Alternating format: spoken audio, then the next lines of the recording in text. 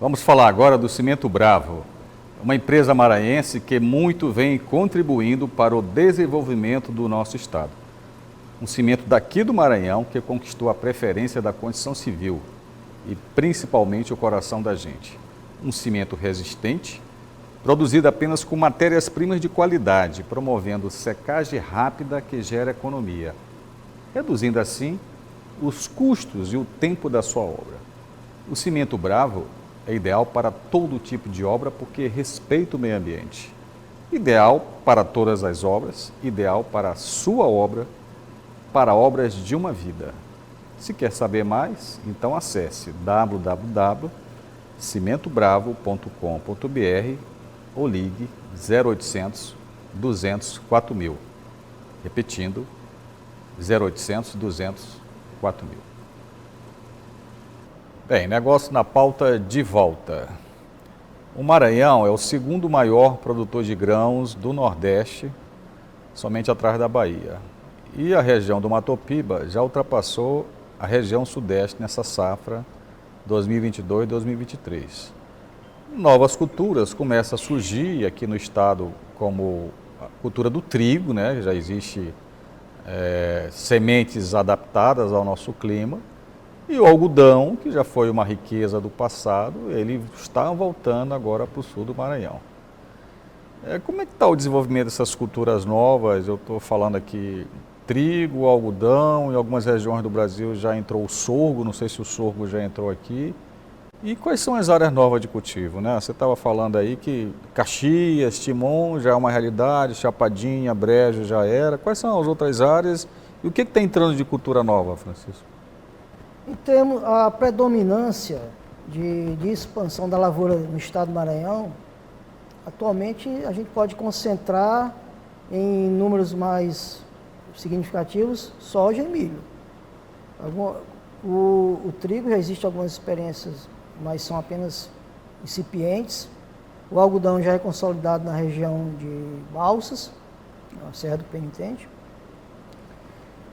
Mas a expansão no que tange a esses grãos, milho e soja, temos novas fronteiras, poderia citar aqui, não tão novas, já temos assim, acho que uns 4 anos, região de Buriticupu, de Itinga, a Sailândia, já chegando no Arame, já temos soja plantada na região, no município de Arame, já temos experiências de início de plantio na região que a gente comumente chamamos dos lagos, região dos lagos. De Lago da Pedra, Lago do Juco. Já na área central aqui do Maranhão. Exatamente. Então já fugindo um pouco do Cerrado, né? Já fugindo, sim.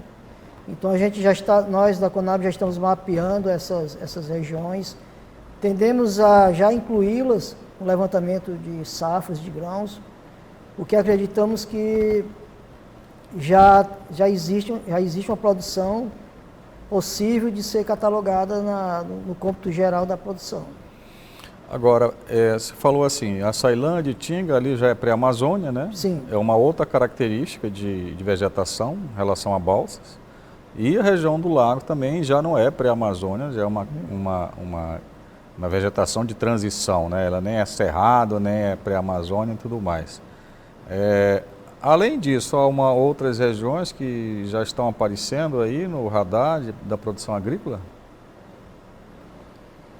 Nós temos, não sei até que ponto eu poderia considerar que seja algo assim, uma novidade, mas nós temos aquele corredor ali, quando você retorna de Balsas para São Luís, você tem um trânsito ali que passa por Passos Bons, que já é consolidado. Passos Bons, sem Colina. Colina, já é consolidado. Chega em Presidente Dutra, já também com bastante Já, produção. Presidente Dutra também? Sim, sim. Chegou até Dom Pedro?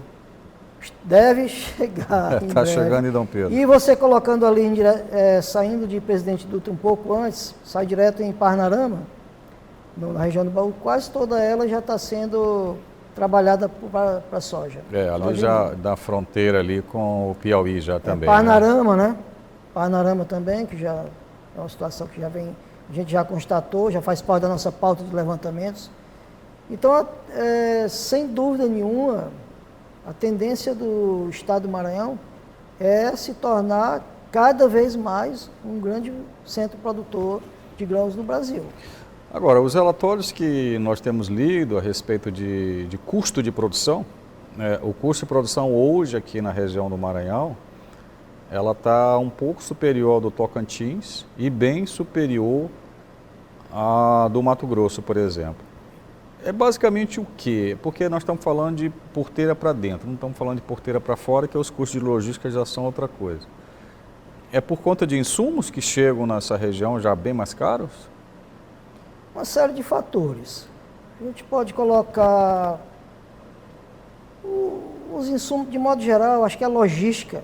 Eu falo basicamente fertilizantes, né? Fertilizantes, nós temos uma chegada de fertilizantes pelo porto do Itaqui. Sim. Então, não seria assim. Mas ela está sendo suficiente para atender todo o agronegócio aqui no Maranhão, essa chegada de fertilizantes por aqui? Não, sempre o fertilizante foi um gargalo na época da pandemia. Sim. A reestruturação demandou um certo tempo, logicamente, pelos fatores de ter que se importar esse produto em alguns momentos, mas no caso do custo, são diversos fatores que incidem sobre esse volume de custo do produto. Isso é algo interessante porque essa conversa tem sido tratada, né? Até porque parece que o Brasil começa a ter uma política de reduzir essa dependência de importação de fertilizantes, né? Nós chegamos até na época da pandemia, está com 90% de toda a necessidade do Brasil, está vindo de Rússia, Ucrânia, esses países ali do leste europeu. Mas aí realmente eu fiquei com mais essa indagação. Por que, né, que nós temos esse custo mais alto? Que acaba sendo compensado porque a logística de escoamento aqui do Maranhão até o Porto Itaqui, que hoje ele atende 90% da região do Matopiba, tirando a Bahia, que está seguindo por outros portos, e isso acaba compensando esse custo de produção maior, né? Mas é algo a ser pensado. É algo a ser pensado e sempre medido. Sim, sempre medido, né? Como é que está chegando esse fertilizante aí? Esse custo está mais alto que em outras regiões, porque a gente está falando assim do custo de produção, mas por que em Tocantins está com um custo mais baixo que aqui? Né? Então é uma indagação a ser feita. Isso está dentro dos relatórios. Os relatórios da Conab eles não vão até esse ponto, porque não é o objetivo mesmo. Mas os relatórios que são feitos pela Exalc, né, da USP, que o próprio Departamento de Agricultura americano faz um trabalho muito bem detalhado de como é que a safra brasileira ela funciona, acaba sendo um relatório mais completo que qualquer um dos que a gente tem no Brasil, porque isso é próprio do americano mesmo, sabe trabalhar muito bem com estatística, né? Exato. Mas enfim, a gente não deixa de ler para estar acompanhando isso aí. Essa questão da logística até aqui é algo até que não preocupa a curto prazo, até porque o Tegran já anunciou que vai para a sua terceira fase. Mas aí cabe pensar de como é que esse grão chega até os portos, né?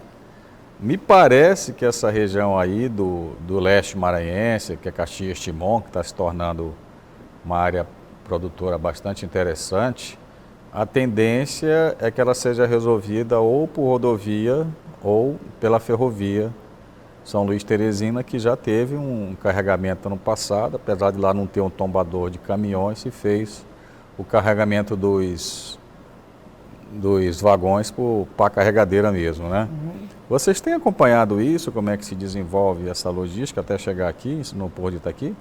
A logística, ela é um gargalo histórico que tem sido melhorada, efetivamente tem sido melhorada. O Porto de Itaqui é o grande motor logístico de escoamento de toda a região do Matopiba, podemos dizer assim, do Nordeste, mas é algo que a grande situação de dificuldade é justamente na saída do grão da sua produção até o porto. Devido às condições de estrada, algumas não são ampliadas, não são alargadas. Então você tem, além disso, são agravadas no período de inverno. E isso tudo remete a um aumento do custo previsto, do custo rodoviário previsto pelas próprias empresas de transporte.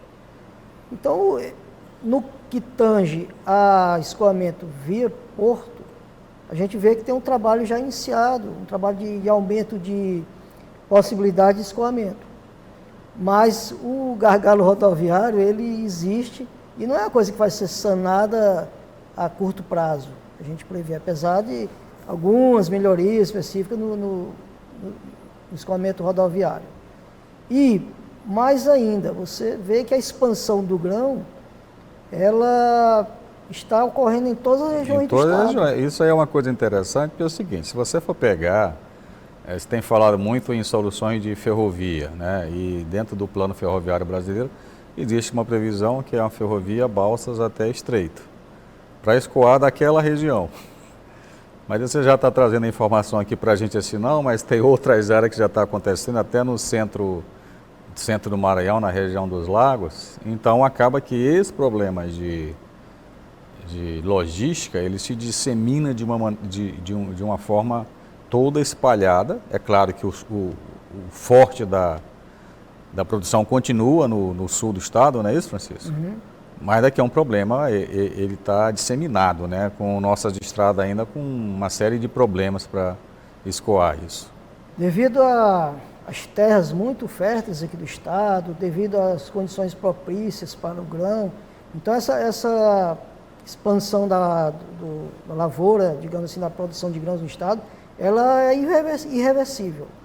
Cada vez ela se expandirá mais, cada vez ela adentrará mais municípios, mais regiões que ainda não estão produzindo grãos, e à medida que ela vai se expandindo, o problema da logística também vem acompanhando isso, do que tange ao seu escoamento. Isso então, aí era uma bola cantada, né? Uma previsão cantada que se fazia há uns anos atrás, assim, que essa mancha verde, que é a área produtora do sul do estado, ela ia subindo, até chegar aqui nas imediações da Baixada e por aí, que aqui mesmo em Santa Rita já é produtora de arroz, né? Sim. Já tem a produção de arroz, a gente está falando muito soja e milho aqui, mas o Maranhão está voltando a ter esse crescimento de produção de arroz, não é isso? Ainda não é o que... Não é o que já foi, né? Não é o que já foi, né? Se nós observarmos a série histórica do arroz do estado do Maranhão, em 1992 nós tínhamos 1.100.000 hectares de arroz plantado. 1.100.000, estou aqui arredondando em números mais fáceis de assimilação. E hoje nós temos 90 e poucos mil hectares de arroz. Estou também fazendo um arredondamento aí. Então nós tivemos uma redução de 1 milhão e pouco, 1 milhão e pouco que seja, para 90 mil hectares. Vamos ser mais otimistas, vamos colocar 100 mil hectares. 90% de redução. 90% de redução. Em que pese, naquela época, o arroz ser produzido por pequenos, médios e alguns grandes produtores rurais. E era um outro tipo de cultivo também, né? Era outro tipo de cultivo. Era um cultivo mais semi-profissional, semi-tecnológico, podemos dizer assim. Mas hoje temos uma produtividade bem mais relevante, 3.600, 6.000 quilos por hectare, contra 1.500 naquela época. A gente espera que o arroz, né, ele volte a ser relevante aqui na produção agrícola do Maranhão, assim como o algodão parece estar voltando também. Não esquecendo que o Maranhão historicamente tem o melhor algodão no Brasil, né, o algodão de fibras longas.